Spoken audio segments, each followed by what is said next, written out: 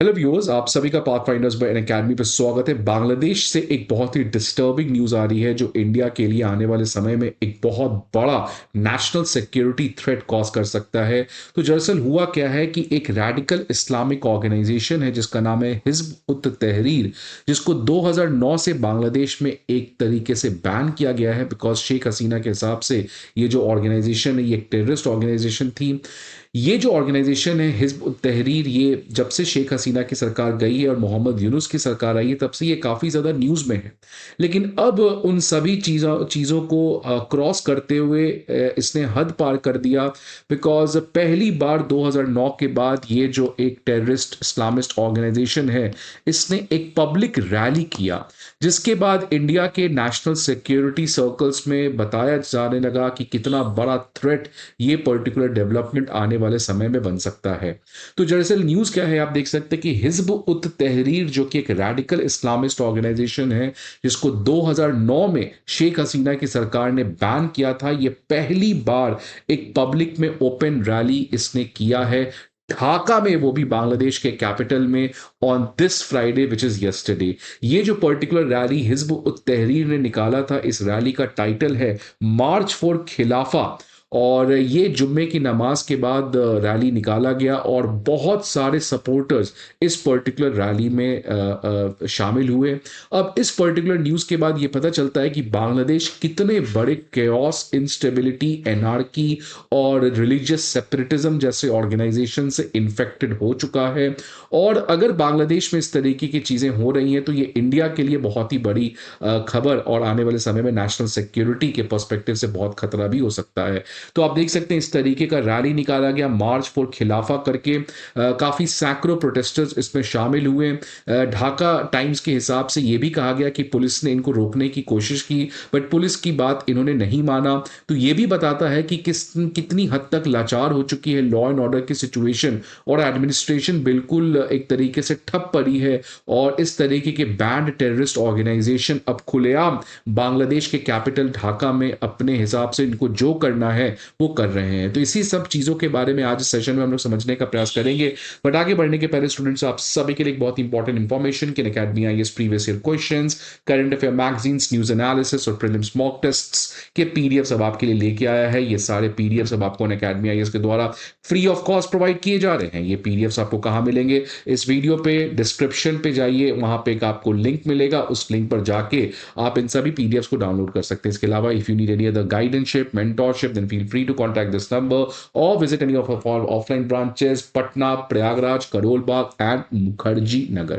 Now let's get back to the news. तो ये जो हिज़्ब उत तहरीर है ये एक इंटरनेशनल ऑर्गेनाइजेशन है जिसका एक फैक्शन आपका बांग्लादेश में पाया जाता है, जिसको कहते हैं हिज़्ब उत तहरीर बांग्लादेश। ये एक पैन इस्लामिक ऑर्गेनाइजेशन है और इसका बेसिकली देखिए ऑब्जेक्टिव क्या है, ये चाहता क्या है।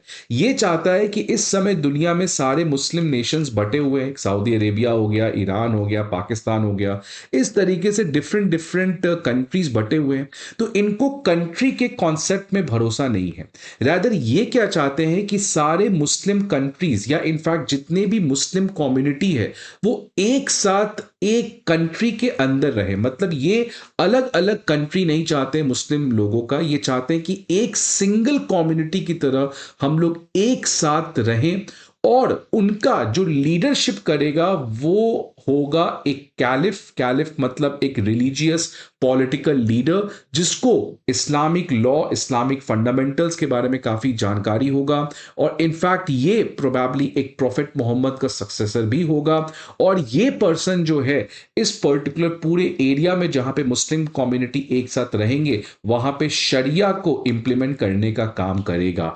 तो ये नेशन स्टेट कंट्री के अगेंस्ट होते हैं। इनका मानना है कि एक पूरे ज्योग्राफिकल एरिया में सभी मुस्लिम्स को एक साथ रहना चाहिए under the leadership of a caliph, जो कि एक पॉलिटिकल रिलीजियस लीडर है, so called in successor of the prophet Muhammad है।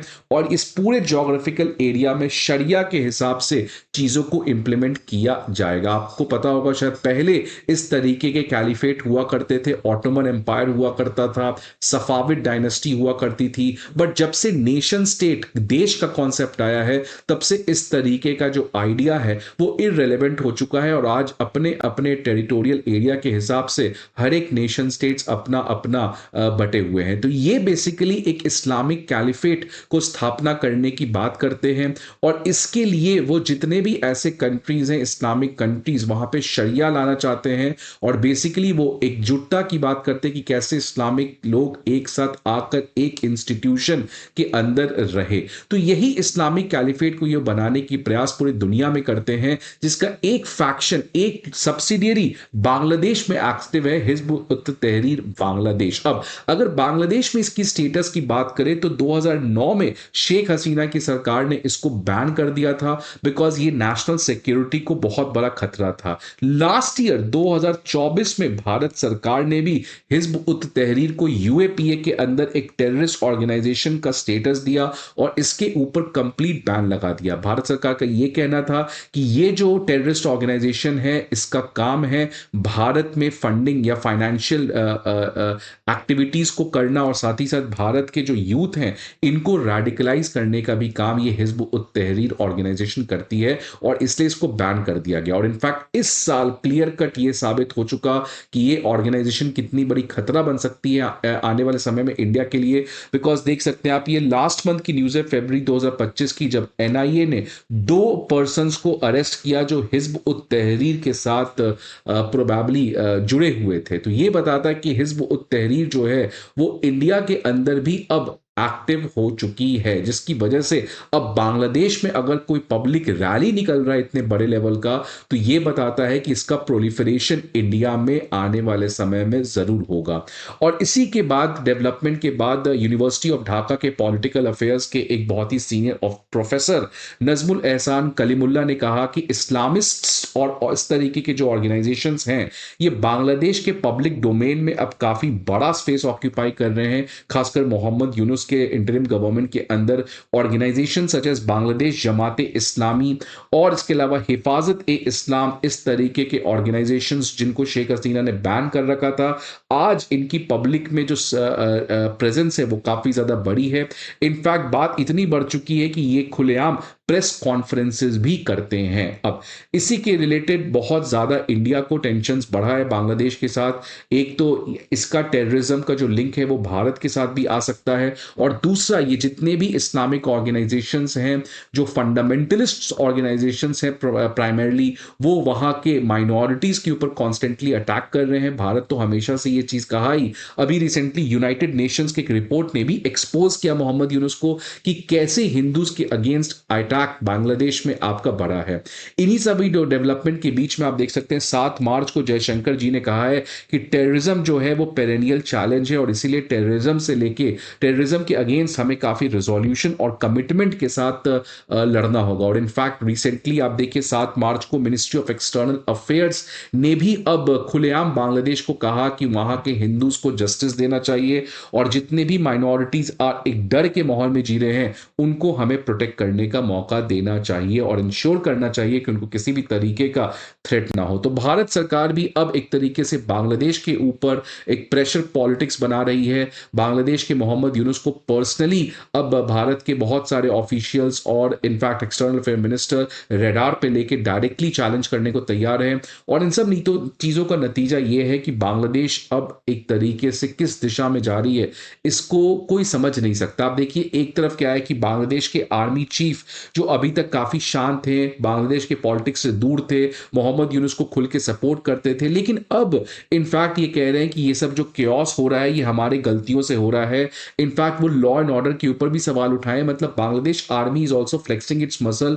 तो हो सकता है एक अनदर मिलिट्री कू बांग्लादेश के पॉलिटिक्स में जल्द हो। दूसरी तरफ आप देखिए जो स्टूडेंट लेड मूवमेंट हुआ जिसकी वजह से शेख हसीना को छोड़ के जाना पड़ा, अब ये बांग्लादेशी स्टूडेंट्स जो इस समय मोहम्मद यूनुस के लीडरशिप के अंदर काम कर रहे थे इंटरिम गवर्नमेंट के साथ मिलकर, अब इन्होंने अपने आप को साइड कर लिया है मोहम्मद यूनुस से और इनफैक्ट इन्होंने अपना एक नया पॉलिटिकल पार्टी बना लिया है और आने वाले समय में ये इलेक्शंस को भी फाइट करने जा रहे हैं। और तीसरी तरफ एक और बात चल रही है कि बांग्लादेश नेशनलिस्ट पार्टी और अवामी लीग के बीच में जो क्लोजनेस है वो भी और बहुत ज़्यादा बढ़ चुकी है। तो जिस तरीके से बांग्लादेश में एक तरफ आप देखिए पॉलिटिकल स्टेबिलिटी है, सेपरेटिज्म, टेररिस्ट ऑर्गेनाइजेशंस काफ़ी ज़्यादा बढ़ रहे हैं, स्टूडेंट लेड प्रोटेस्ट अगेन वापस से होते हुए नजर रहा है, तो बांग्लादेश एक श्योर शॉट एनार्की की तरफ बढ़ रहा है। तो सवाल ये आता है कि क्या हर एक मूवमेंट के आने से एक अच्छी शुरुआत होती है, एक अच्छा फ्यूचर तय होता है? क्या बांग्लादेश का मूवमेंट के वजह से बांग्लादेश के लिए और ज़्यादा बड़े प्रॉब्लम खड़े हो सकते हैं? सो आपका क्या व्यूज़ है? क्या चेंजेस लाने के लिए हमें इस तरीके से रिवॉल्यूशन लाना चाहिए, या चेंजेस लाने के लिए हमें एग्जिस्टिंग सेटअप के अंदर काम करना चाहिए सो दैट सिचुएशंस और खराब ना हो? आपके क्या व्यूज़ हैं इस पर्टिकुलर डेवलपमेंट के बारे में? Please let me know the comment box. I hope आपको ये वीडियो अच्छा लगे। See you again in the next video. Till then goodbye and take care.